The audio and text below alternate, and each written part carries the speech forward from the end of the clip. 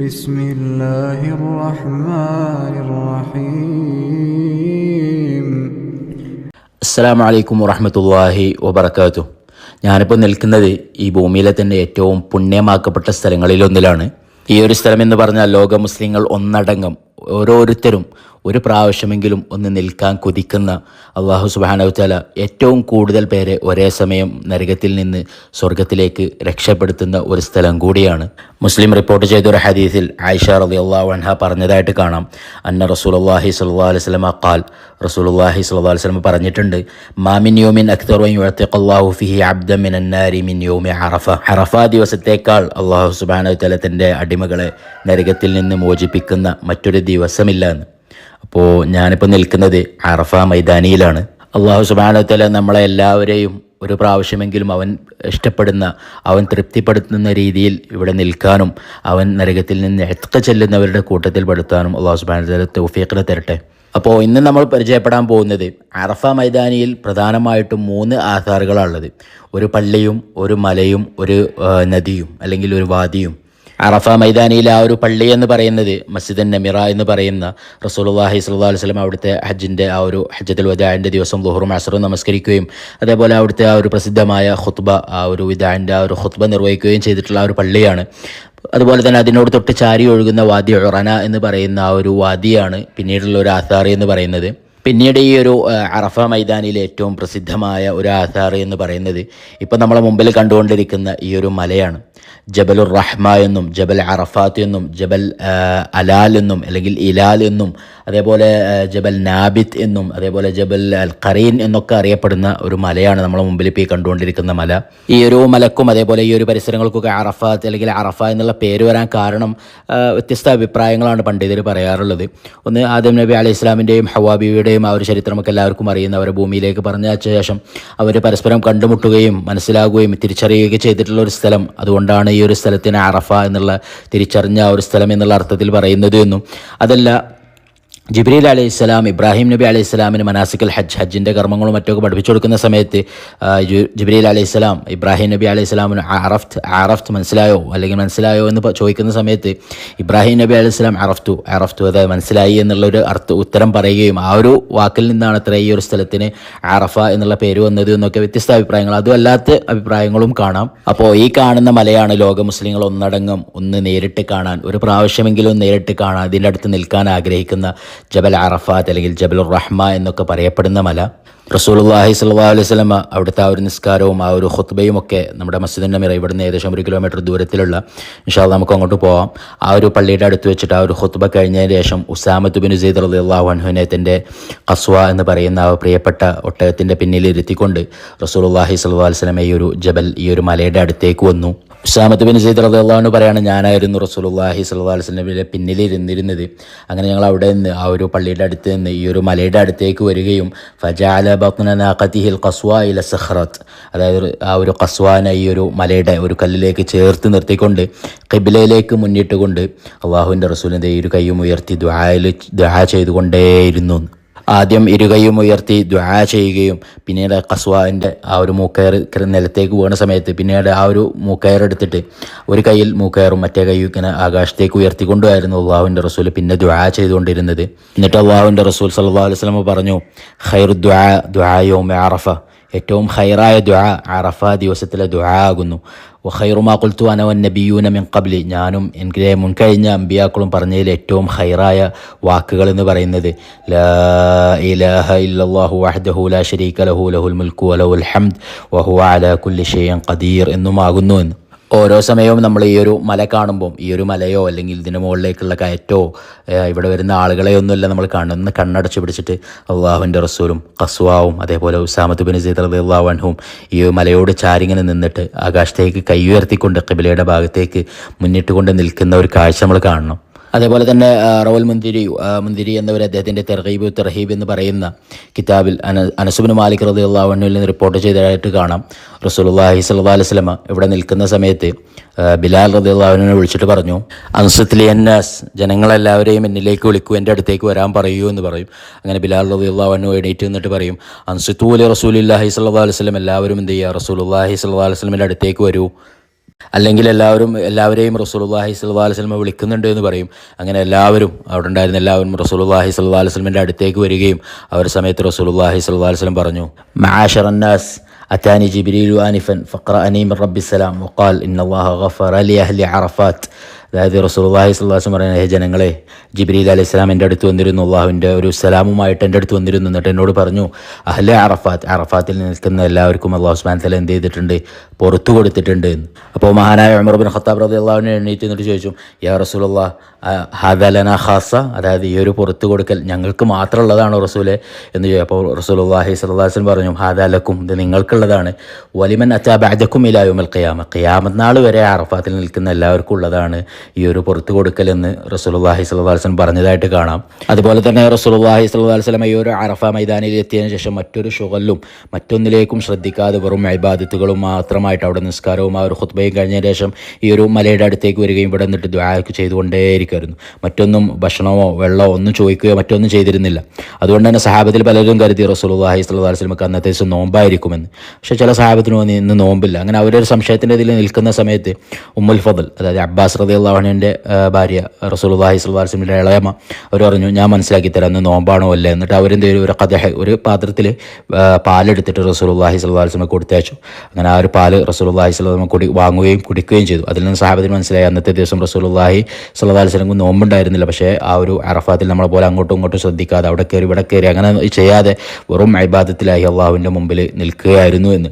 ഏതായാലും പണ്ഡിതർ അതിൽ നിന്ന് മനസ്സിലാക്കിയത് ഹാജിക്ക് ആ ഒരു നോമ്പെടുക്കൽ സുന്നത്തില്ല, ഹജ്ജ് അല്ലാത്തവർക്കൊക്കെ അറഫ ദിവസം നോമ്പ് നിൽക്കുന്ന സുന്നത്താണ് എന്നും പണ്ഡിതർ മനസ്സിലാക്കിയ ഒരു സംഭവം കൂടിയായിരുന്നത്.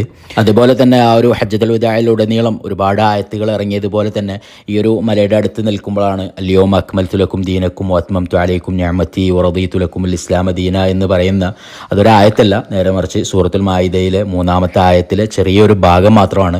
അത് ഞാൻ എടുത്ത് പറയാൻ കാരണം ആ ഒരു ആയത്തിൻ്റെ ഒരു പ്രത്യേകത കൊണ്ടാണ്. ആ ഒരു ആയത്ത് എന്ന് പറഞ്ഞാൽ വലിയൊരു ആയത്താണ്. അതേപോലെ പഠിക്കാനൊക്കെ ഹിഫ്ള് പഠിക്കുന്ന സമയത്ത് ഏറ്റവും കൂടുതൽ ബുദ്ധിമുട്ടിച്ച ആയത്തുകളിൽ ഒന്നാണ് പഠിക്കാൻ.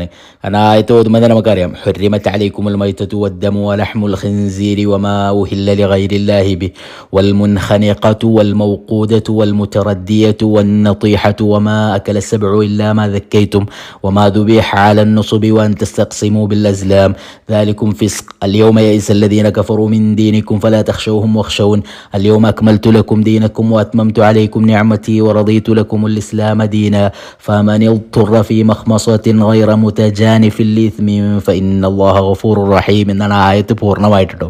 ഭയങ്കര പ്രയാസപ്പെട്ട് പഠിച്ച ഒരു ആയത്താണ്. ഏതായാലും ആ ഒരു ആയത്ത് ഈ ഒരു മലയുടെ അടുത്ത് റസൂലുള്ളാഹി സ്വല്ലല്ലാഹി അലൈഹി വസല്ലം നിൽക്കുന്ന സമയത്താണ് ഇറങ്ങിയത്. ഇന്ന് ഞാൻ നിങ്ങൾക്ക് നിങ്ങളുടെ മതം പൂർത്തിയാക്കി തന്നിരിക്കുന്നു, എൻ്റെ അനുഗ്രഹം നിങ്ങൾക്ക് ഞാൻ നിറവേറ്റി തരികയും ചെയ്തിരിക്കുന്നു, ദീനായി ഇസ്ലാമിനെ ഞാൻ നിങ്ങൾക്ക് തൃപ്തിപ്പെട്ട് തന്നിരിക്കുന്നു എന്നൊക്കെ പറയുന്ന അൽയൗമ അക്മൽതു ലക്കും ദീനക്കും വഅത്മംതു അലൈക്കും നിഅമതി വറദീതു ലക്കുമുൽ ഇസ്ലാമ ദീന എന്നുള്ള ആ ഒരു ആയത്ത് ഇറങ്ങിയത് ഈ ഒരു മലയുടെ അടുത്ത് വെച്ചിട്ടാണ്. അതുപോലെ തന്നെ ആ ഒരു ആയത്ത് ഇറങ്ങിയ സമയത്ത് അൽ ബിദായത്തു നിഹായയിലൊക്കെ മഹാനായ ഇബ്നു കസീർ റഹിമഹുള്ളാഹ് പറഞ്ഞതായിട്ട് കാണാം. ആ ഒരു ആയത്ത് ഇറങ്ങിയത് കേട്ട ഉടനെ തന്നെ ഫബക്ക ഉമർ റളിയല്ലാഹു അൻഹു എന്ത് ഒരു ആയത്ത് കേട്ടിട്ട് പൊട്ടിക്കരഞ്ഞു എന്നാണ്. അപ്പോൾ സഹാബത്തെല്ലാം ചോദിച്ചത്രേ, വമായിക്ക് എന്താണ് അങ്ങനെ കരയിപ്പിച്ചത്, ഈ ഒരു ആയത്ത് കേട്ടിട്ട് എന്താണ് അങ്ങ് കരയുന്നത് ചോദിച്ചപ്പോൾ ഉമർ റളിയല്ലാഹു അൻഹു പറഞ്ഞത്രേ, ഇന്നഹു ലൈസ ബഅദൽ കമാലി ഇല്ല നുഖ്സാൻ. അതായത് റസൂലുള്ളാഹി സ്വല്ലല്ലാഹി അലൈഹി വസല്ലമയെ ഈ ഒരു ഭൂമിയിലേക്ക് അയച്ചതിൻ്റെ ആ ഒരു ഉദ്ദേശം അത് കഴിഞ്ഞിരിക്കുന്നു, അപ്പം ഇനി അള്ളാഹുവിൻ്റെ റസൂലിൻ്റെ ഒരു തിരിച്ചുപോക്കായിരിക്കും എന്നൊക്കെ ഉമർ റളിയല്ലാഹു അൻഹു മനസ്സിലായിട്ട് ഉമർ റളിയല്ലാഹു അൻഹു കരഞ്ഞു എന്നാണ്. ഇന്നഹു ലൈസ ബഅദൽ കമാലി ഇല്ല നുഖ്സാൻ. ഒരു കമാലിൻ്റെ ശേഷം പിന്നീട് ഒരു നുഖ്സാൻ, അതായത് അതിൻ്റെ ഒരു ശേഷം അങ്ങനെ ആയിരിക്കും, ഒരു ഉയർച്ചയുടെ ശേഷം ഇനി ഒരു താഴ്ചയായിരിക്കും എന്നൊക്കെയുള്ള അർത്ഥത്തിൽ വരുന്നൊരു പ്രയോഗമാണ്. അങ്ങനെ ഒരുപാട് ചരിത്ര സംഭവങ്ങൾക്ക് സാക്ഷ്യം വഹിച്ച റസൂലുള്ളാഹി സ്വല്ലല്ലാഹി അലൈഹി വസല്ലമിൻ്റെ സംസാരം കേട്ട ഉമർ റളിയല്ലാഹു അൻഹുവിൻ്റെ കരച്ചിൽ കേട്ട ബിലാൽ റളിയല്ലാഹു അൻഹുവിൻ്റെ വെളിനാദം കേട്ടിട്ടുള്ള ഒരു ഉന്നതമായ മലയാണ് നമ്മളിപ്പോൾ ഈ കയറിക്കൊണ്ടിരിക്കുന്നത്. ഞാൻ ഈ ഒരു മല കയറിയെന്നുണ്ടെങ്കിലും റസൂലുള്ളാഹി സ്വല്ലല്ലാഹി അലൈഹി വസല്ലം ഈ ഒരു മല കയറിയിട്ടില്ല. റസൂലുള്ളാഹി സ്വല്ലല്ലാഹി അലൈഹി വസല്ലം ഈ ഒരു മലയുടെ അടിഭാഗത്ത് ആ ഒരു ഖസ്വാൻ്റെ മുകളിൽ ഇരിക്കുക മാത്രമാണ് ചെയ്തത്. പലരും തെറ്റിദ്ധരിക്കാറുണ്ട് റസൂലുള്ളാഹി സ്വല്ലല്ലാഹി അലൈഹി വസല്ലം ഈ മല കയറിയെന്ന്. റസൂലുള്ളാഹി സ്വല്ലല്ലാഹി അലൈഹി വസല്ലം ആ ഒരു ഹജ്ജത്തുൽ വദാഇൻ്റെ സമയത്ത് ഈ ഒരു മല കയറിയിട്ടില്ല, ഇതിൻ്റെ അടിഭാഗത്ത് നിന്നിട്ടേ കയറിയിട്ടേ ഉള്ളൂ. പിന്നെ ഞാനെന്തിനാണ് ഇങ്ങോട്ട് കയറിയത് എന്ന് ചോദിച്ചാൽ അറഫ മൈതാനം ഇങ്ങനെ ഒന്ന് വിശാലമായി കാണാൻ വേണ്ടിയിട്ടും എന്താണ് ഈ ഒരു മലയുടെ മുകളിൽ നിന്നുള്ള കാഴ്ച എന്നറിയാനും വേണ്ടിയിട്ട്, അതേപോലെ നമുക്ക് വീഡിയോ എടുക്കാനുള്ള സൗകര്യത്തിന് വേണ്ടി മാത്രം കയറിയതാണ്. അതുപോലെ തന്നെ ഈ ഒരു മലയുടെ ഏറ്റവും മുകളിലായിട്ട് നടുവിലായിട്ട് നമുക്ക് ഇതുപോലെ ഒരു സ്തൂപം കാണാം. പ്രത്യേകിച്ച് ചരിത്ര ഗ്രന്ഥങ്ങളിലോ അല്ലെങ്കിൽ റസൂലുള്ളാഹി സ്വല്ലല്ലാഹു അലൈഹി വസല്ലമയുമായിട്ടോ അല്ലെങ്കിൽ സഹാബത്തുമായിട്ടോ ഒന്നും യാതൊരു ബന്ധവുമില്ലാത്ത വെറും ഒരു തൂണ് മാത്രമാണ് ഈ സംഭവം. പലരും ബർക്കത്തെടുക്കുകയും തൊട്ടുമുത്തുകയും മറ്റൊക്കെ ചെയ്യുന്നത് കാണുന്നത് എന്തിനാണെന്ന് എനിക്ക് മനസ്സിലായിട്ടില്ല ഇതുവരെ. കാരണം വെച്ചാൽ ഈ ഒരു തൂണ് ഈ ഒരു അടുത്ത കാലത്ത് ഒരു 400-500 വർഷങ്ങൾക്ക് ശേഷം മാത്രം ഉണ്ടായി വന്നിട്ടുള്ള ഒരു സംഭവം മാത്രമാണ്. കാരണം ഇബ്നു ജുബൈർ റഹിമഹുല്ലാഹ് അദ്ദേഹത്തിൻ്റെ ഒക്കെ രഹ്ലത്ത് ഇബ്നു ജുബൈർ എന്നൊക്കെ പറയുന്ന ഹിജ്റ 580-കളിലോ 90-കളിലൊക്കെയാണ് അദ്ദേഹത്തിൻ്റെ ആ ഒരു മക്കയിലേക്കുള്ള യാത്ര നടത്തുന്നത്. ആ ഒരു സമയത്തൊന്നും ഇങ്ങനത്തെ ഒരു തൂണിനെ കുറിച്ച് അദ്ദേഹം പരാമർശിച്ചിട്ട് പോലുമില്ല. കാരണം ആ ഒരു സമയത്ത് അദ്ദേഹം പറയുന്നത് ഇതിൻ്റെ മുകളിലൊരു പള്ളി ഉണ്ടായിരുന്നു, ഒരു മെഹ്റാബ് ഉണ്ടായിരുന്നു എന്നൊക്കെയാണ്. അന്നൊന്നും എന്തില്ല, ഈ ഒരു തൂണ് ഇവിടെ ഇല്ല. പിന്നെയും ഈ തൂണിനെ കുറിച്ച് ആരെങ്കിലും എന്തെങ്കിലും പറയുന്നുണ്ടെങ്കിൽ അത് ഏകദേശം ആ ഹിജ്റ ഒരു 1230-40-കളിലൊക്കെ മക്ക സന്ദർശിച്ചിട്ടുള്ള ഇബ്രാഹിം റഫായത്ത് ബാഷ എന്ന് പറയുന്ന ഒരു ചരിത്രകാരനാണ്. അദ്ദേഹം പറയുന്നത് തന്നെ ഈ ഒരു ജബലുർ റഹ്മയുടെ മുകളിൽ ഒരുപാട് തൂണുകളുണ്ട്. ആ തൂണുകളിലൊക്കെ വെളിച്ചം ഇങ്ങനെ തൂക്കി, അതായത് അന്നത്തെ കാലത്തെ വിളക്ക്, കാരണം നമുക്കറിയാം കറണ്ട് കാര്യങ്ങളൊന്നുമില്ല. അപ്പോൾ രാത്രി വരുന്ന ഹാജിമാർക്കൊക്കെ സൗകര്യത്തിന് വേണ്ടി വിളക്കുകൾ തൂക്കിയിടാൻ വേണ്ടിയിട്ട് ഒരുപാട് തൂണുകൾ ഞാൻ കണ്ടു എന്നാണ്. ഒരു പക്ഷേ അങ്ങനെ തൂക്കിയിടുന്ന ആ ഒരു തൂണുകളിൽ ബാക്കിയുള്ള ഒരു തൂണായിരിക്കാം. അപ്പോൾ ഏതായാലും ഈ ഒരു തൂണിന് അങ്ങനെ പറയപ്പെടുന്ന എന്തെങ്കിലും ചരിത്രമോ കാര്യങ്ങളോ ഒന്നുമില്ല. കാരണം നമുക്ക് ഉറപ്പായിട്ടുള്ള ഒരു കാര്യമാണ് റസൂലുള്ളാഹി സ്വല്ലല്ലാഹു അലൈഹി വസല്ലം ഈ ഒരു മലയുടെ മുകളിലേക്ക് കയറിയിട്ടില്ല. അപ്പോൾ പിന്നെ സ്വാഭാവികമായിട്ടും ഇതിന് മറ്റെന്തെങ്കിലും ചരിത്രം ഉണ്ടാവാനും സാധ്യതയില്ല. അപ്പോൾ ഈ കാണുന്നതാണ് അറഫ മൈതാനം എന്ന് പറയുന്നത്. ഒരു വില്ല് പോലെയാണത്രേ. അതായത് വില്ലിൻ്റെ ആ ഒരു കെട്ടുന്ന കയറുള്ള ഭാഗം എന്ന് വാദി ഉറന, അതിൻ്റെ പുറത്ത് സൈഡിലേക്ക് ഒരു വില്ല് പോലെ വളഞ്ഞിട്ടുള്ള ഒരു സ്ഥലമാണ് ഈ ഒരു അറഫ മൈതാനം എന്ന് പറയുന്നത്. അതുപോലെ തന്നെ അറഫ ദിനത്തെക്കുറിച്ചും അറഫ ദിവസത്തിൻ്റെ പ്രത്യേകതയും ഫദീലത്തുകളും കാര്യങ്ങളൊക്കെ നമ്മളൊക്കെ കേൾക്കുകയും പഠിക്കുകയൊക്കെ ചെയ്യുന്നതാണ്. ഇന്നല്ലാഹ യുബാഹി ബി അഹ്ലി അറഫാത്ത് അഹ്ലിസമ എന്നാണ്. അതായത് അല്ലാഹു സുബ്ഹാനഹു വതആല അഹ്ലിസമ മലക്കുകളെയും മറ്റുമൊക്കെ വിളിച്ചു കൂട്ടിയിട്ട് പറയൂത്രേ, ഉൻദുറൂ ഇലാ ഇബാദി, എൻ്റെ അടിമകളിലേക്ക്, അതായത് ഈ അറഫ മൈതാനത്തേക്ക് ചൂണ്ടിക്കൊണ്ട് പറയത്രേ, എൻ്റെ ഇബാദികളെ നോക്കൂ, എൻ്റെ അടിമകളെ നോക്കൂ. ജാവൂനി ഷാഥൻ ഖബ്റൻ ജാവൂ മിൻ കുല്ലി ഫജ്ജിൻ അമീഖ് എന്നൊക്കെ പറഞ്ഞിട്ട് അല്ലാഹു സുബ്ഹാനഹു വതആല എന്ത് ചെയ്യും, ആ ഒരു മലക്കുകളോട് മറ്റൊക്കെ അഭിമാനത്തോടെ പറയുന്നത്, നോക്കൂ എൻ്റെ അടിമകൾ, ലോകത്തിൻ്റെ പല ഭാഗത്തു നിന്ന് വന്നവരാണ് അവർ, അവരുടെ മുടിയൊക്കെ ഇതായിട്ടുണ്ട്, അതായത് ആ ഒരു ഹറാമിലായതുകൊണ്ട് പൊടി പിടിച്ചിട്ടുണ്ട് അവരുടെ ശരീരങ്ങൾ, അവരെ നോക്കൂ, അവരെൻ്റെ റഹ്മത്ത് ആഗ്രഹിച്ച് വന്നവരാണ്. എന്നിട്ട് അവർക്ക് എന്ത് ചെയ്യും, അല്ലാഹു സുബ്ഹാനഹു വതആല ഞാനിതാ പുറത്തു കൊടുക്കും എന്നൊക്കെ പറഞ്ഞിട്ട് അല്ലാഹു സുബ്ഹാനഹു വതആല തന്നെ അഭിമാനം കൊള്ളുന്ന ഒരു സ്ഥലം കൂടിയാണ് ഈ ഒരു അറഫ മൈതാനി എന്ന് പറയുന്നത്. അതുപോലെ തന്നെ നമ്മളിപ്പോൾ നിൽക്കുന്ന ഈ ഒരു മല ജബലുർ റഹ്മ അല്ലെങ്കിൽ ജബൽ അറഫ അല്ലെങ്കിൽ ജബൽ അലാൽ അല്ലെങ്കിൽ ഇലാൽ എന്നൊക്കെ പറയുന്ന ഈ ഒരു മല ഏകദേശം മക്കക്കും തായിഫിനും ഇടയിലാണ്. ഹജ്ജ് കർമ്മത്തിൽ തന്നെ ഹറമിൻ്റെ ആ ഒരു ബൗണ്ടറിക്ക് പുറത്തുള്ള ഏക സംഭവം എന്ന് പറയുന്നത് ഈ അറഫയിലെ നൃത്തം മാത്രമാണ്. അപ്പോൾ മക്കക്കും തായിഫിനും ഇടയിൽ, മക്കയിൽ നിന്ന് ഏകദേശം 22 കിലോമീറ്റർ ദൂരത്തിലാണ് ഈ ഒരു മല. അതേപോലെ മിനയിൽ നിന്ന് 10 കിലോമീറ്റർ ദൂരം, മുസ്ദലിഫയിൽ നിന്ന് വെറും 6 കിലോമീറ്റർ ദൂരത്തിലൊക്കെയാണ് ഈ ഒരു മല നിൽക്കുന്നത്.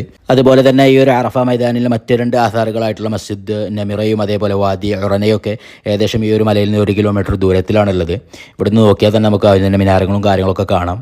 അതുപോലെ തന്നെ ഈ ഒരു ജബൽ റഹ്മയുമായി ബന്ധപ്പെട്ട് പറയാൻ പറ്റുന്ന മറ്റൊരു ചരിത്രം എന്ന് പറയുന്നത് അറഫ മൈതാൻ റസൂലുള്ളാഹി സ്വല്ലല്ലാഹു അലൈഹി വസല്ലമയും സഹാബത്തൊക്കെ അറഫ മൈതാനിൽ നിൽക്കുന്ന സമയത്ത് അവരുടെ കൂടെ വന്ന ഒരാൾ ഇതേപോലെ ഒരു ഒട്ടകത്തിൻ്റെ മുകളിൽ നിന്ന് വീഴുകയും മരിക്കുകയും ചെയ്തു. ചില റിവായത്തിൽ ഒട്ടകത്തിൻ്റെ മുകളിൽ നിന്ന് വീണു, കഴുത്തൊടിഞ്ഞു, അങ്ങനെ മരിച്ചു എന്നും. ഏതായാലും ആ ഒരു വീണ ഉടനെ തന്നെ അദ്ദേഹം വഫാത്താവുകയും മരിക്കുകയും അങ്ങനെ ആ ഒരു സംഭവം റസൂലുള്ളാഹി സ്വല്ലല്ലാഹു അലൈഹി വസല്ലമയുടെ അടുത്ത് വന്നിട്ട് സഹാബത്ത് പറഞ്ഞു ഇങ്ങനെ ഒരാൾ മരിച്ചിട്ടുണ്ട്. അപ്പോൾ റസൂലുള്ളാഹി സ്വല്ലല്ലാഹു അലൈഹി വസല്ലം പറഞ്ഞു അദ്ദേഹത്തെ എന്ത് ചെയ്യുക, കുളിപ്പിക്കുക, വെള്ളവും ഇതേപോലെ സിദ്ര എന്ന് പറയുന്ന ഒരു മരത്തിൻ്റെ ഇതും കൂടി കൂട്ടിയിട്ട് എന്ത് ചെയ്യുക, അദ്ദേഹത്തെ കുളിപ്പിക്കാനും അതേപോലെ അദ്ദേഹത്തിന് മണമുള്ള അല്ലെങ്കിൽ സുഗന്ധമൊന്നും പൂശാതെ തന്നെ അദ്ദേഹത്തിന് എന്ത് ചെയ്യുക, ആ ഒരു ഹറാമിൻ്റെ തുണിയിൽ തന്നെ കഫം ചെയ്യുകയും മുഖവും തലയും മറക്കാത്ത രീതിയിൽ കഫം ചെയ്യുകയും അദ്ദേഹത്തെ മറമാടുകയും ചെയ്യാൻ പറയുകയും. എന്നിട്ട് റസൂലുള്ളാഹി സ്വല്ലല്ലാഹു അലൈഹി വസല്ലം പറഞ്ഞു ഫഇന്നഹു യുബഅസു യൗമൽ ഖിയാമത്തി മുലബ്ബിയൻ, അതായത് ആ ഒരാൾ അങ്ങനെ മറവാടുക, കാരണം അദ്ദേഹം ഇനി ആഖിറത്തിൽ ഖിയാമത്ത് നാളിൽ ഉയർത്തെഴുന്നേൽക്കുന്ന സമയത്ത് തൽബിയത്ത് ചൊല്ലിക്കൊണ്ടായിരിക്കും അദ്ദേഹം ഉയർത്തെഴുന്നേൽക്കുക. അതായത് ലബ്ബൈക അല്ലാഹുമ്മ ലബ്ബൈക ലബ്ബൈക ലാ ശരീക ലക, അത് ചൊല്ലിയിട്ടായിരിക്കും അദ്ദേഹത്തെ യൗമൽ ഖിയാമ അവസാന നാളിൽ ഉയർത്തെഴുന്നേൽപ്പിക്കുക എന്ന് അള്ളാഹുവിൻ്റെ റസൂൽ പറഞ്ഞതായിട്ട് കാണാം. അള്ളാഹു സുബ്ഹാനഹു വതആല നമ്മളൊക്കെ മരണങ്ങൾ ഇത്തരം ഉന്നതമായിട്ടുള്ള അവസ്ഥയിലാക്കി തരട്ടെ. അതുപോലെ തന്നെ റസൂലുള്ളാഹി സ്വല്ലല്ലാഹു അലൈഹി വസല്ലം ഈ ഒരു അറഫയിൽ നിൽക്കുന്ന സമയത്താണ് കുറച്ച് ദൂരെ ഒരു അറാബിയായ ഒരാൾ, അറാബിയാണ് എന്നുമല്ല ഇബ്നു മുൻതഫിഖ് എന്ന് പറയുന്ന ഒരാളാണെന്നും വ്യത്യസ്ത റിവായത്തിൽ ഇബ്നു മുൻതഫിഖ് ആണെന്നാണ് കൂടുതൽ പേരും പറയാറുള്ളത്. ഏതായാലും അദ്ദേഹം ഇതേപോലെ ആൾക്കാർ ഇങ്ങനെ വകഞ്ഞു മാറ്റി റസൂലുള്ളാഹി സ്വല്ലല്ലാഹു അലൈഹി വസല്ലമയുടെ അടുത്തേക്ക് വരാൻ ശ്രമിക്കുന്നതായിട്ട് റസൂലുള്ളാഹി സ്വല്ലല്ലാഹു അലൈഹി വസല്ലം കണ്ടത്. അപ്പോൾ അയാളുടെ ആ ഒരു വരവും ആ ഒരു തിക്കിത്തിരക്കലൊക്കെ കണ്ടപ്പോൾ റസൂലുള്ളാഹി സ്വല്ലല്ലാഹു അലൈഹി വസല്ലം മനസ്സിലാക്കി അദ്ദേഹത്തിന് എന്തോ ചോദിക്കാനോ പറയാനോ ഉണ്ട്. അപ്പോൾ റസൂലുള്ളാഹി സ്വല്ലല്ലാഹു അലൈഹി വസല്ലം എന്ത് ചെയ്തു, സഹാബത്തിനോട് റജുൽ അദ്ദേഹത്തിന് മാറിക്കൊടുക്കും, അദ്ദേഹം പോകുന്നോട്ടെ എന്ന് പറയുകയും അങ്ങനെ അങ്ങനെ ആ ഒരു അറബിയായ അല്ലെങ്കിൽ ഇബ്നു മുൻതഫിഖ് എന്ന് പറയുന്ന അദ്ദേഹം നേരെ റസൂലുള്ളാഹി സ്വല്ലല്ലാഹു അലൈഹി വസല്ലമയുടെ അടുത്തേക്ക് വരികയും റസൂലുള്ളാഹി സ്വല്ലല്ലാഹു അലൈഹി വസല്ലമയുടെ നാക്ക ഖസ്വാൻ്റെ അടുത്തേക്ക് വരികയും അങ്ങനെ ഖസ്വാൻ്റെ ഒരു മൂക്കേറ് പിടിക്കുകയും എന്നിട്ട് റസൂലുള്ളാഹി സ്വല്ലല്ലാഹു അലൈഹി വസല്ലമയോട് പറഞ്ഞു, രണ്ട് കാര്യങ്ങളെക്കുറിച്ച് അറിയാൻ അല്ലെങ്കിൽ രണ്ട് കാര്യങ്ങളെക്കുറിച്ച് ചോദിച്ചറിയാനാണ് ഞാൻ വന്നിട്ടുള്ളത്. അതായത് ഒന്ന് വെച്ചാൽ മാ യുൻജീനി മിനന്നാർ, എന്നെ നരകത്തിൽ നിന്ന് രക്ഷപ്പെടുത്തുന്ന അമലുകളെക്കുറിച്ചും അതേപോലെ മാ യുദ്ഖിൽനിൽ ജന്ന, അതായത് എന്നെ സ്വർഗ്ഗത്തിലേക്ക് കടത്തുന്നതായിട്ടുള്ള അമലുകളെക്കുറിച്ച് ചോദിക്കാനാണ് ഞാൻ വന്നത് എന്ന് പറയും. അപ്പോൾ റസൂലുള്ളാഹി സ്വല്ലല്ലാഹു അലൈഹി വസല്ലം ഫനദറ റസൂലുള്ളാഹി സ്വല്ലല്ലാഹു അലൈഹി വസല്ലം ഇലസ്സമാ എന്നൊക്കെ പറഞ്ഞിട്ട് ആ ഒരു ദീർഘമായ ഹദീസാണ്. അതായാലും റസൂലുള്ളാഹി സ്വല്ലല്ലാഹു അലൈഹി വസല്ലം ആകാശത്തേക്ക് കണ്ണുയർത്തി, പിന്നെ എന്ത് ചെയ്തു, അത് താഴ്ത്തിയിട്ട് ആ ഒരു ഇബ്നു മുൻതഫിഖ് എന്ന് പറയുന്ന അല്ലെങ്കിൽ ആ ഒരു അറാബിയായ അയാളോട് പറഞ്ഞു, ലഇൻ കുൻത ഔജസ്ത ഫിൽ മസ്അല ലഖദ് അദംത്, അതായത് ചോദിച്ചതൊക്കെ വളരെ ചെറിയ ചോദ്യമാണെന്നുണ്ടെങ്കിലും അതൊരു അദീമായ ഒരു വലിയ ചോദ്യമാണ്. ചെറിയ ചോദ്യമാണ് നിങ്ങൾ ചോദിച്ചതുണ്ടെങ്കിലും അതൊരു വലിയ സംഭവമാണ് നിങ്ങൾ ചോദിച്ചത് എന്ന് റസൂലുള്ളാഹി സ്വല്ലല്ലാഹു അലൈഹി വസല്ലം പറയുകയും എന്നിട്ട് റസൂലുള്ളാഹി സ്വല്ലല്ലാഹു അലൈഹി വസല്ലം പറഞ്ഞു, അങ്ങനെ ഒരു സ്വർഗ്ഗത്തിലേക്ക് കയറുകയും നരകത്തിൽ നിന്ന് രക്ഷപ്പെടുകയും ചെയ്യണമെന്നുണ്ടെങ്കിൽ ലാ തുശ്രിക് ബിഹി ഷൈഅ, നിങ്ങൾ എന്ത് ചെയ്ത് അള്ളാഹുവിൽ ഒരിക്കലും ഷിർക്ക് വെക്കരുത്. ഷിർക്കിൽ നിന്ന് എന്ത് ചെയ്യുക, മാറി നിൽക്കുക, ഷിർക്ക് വെക്കാതിരിക്കുക.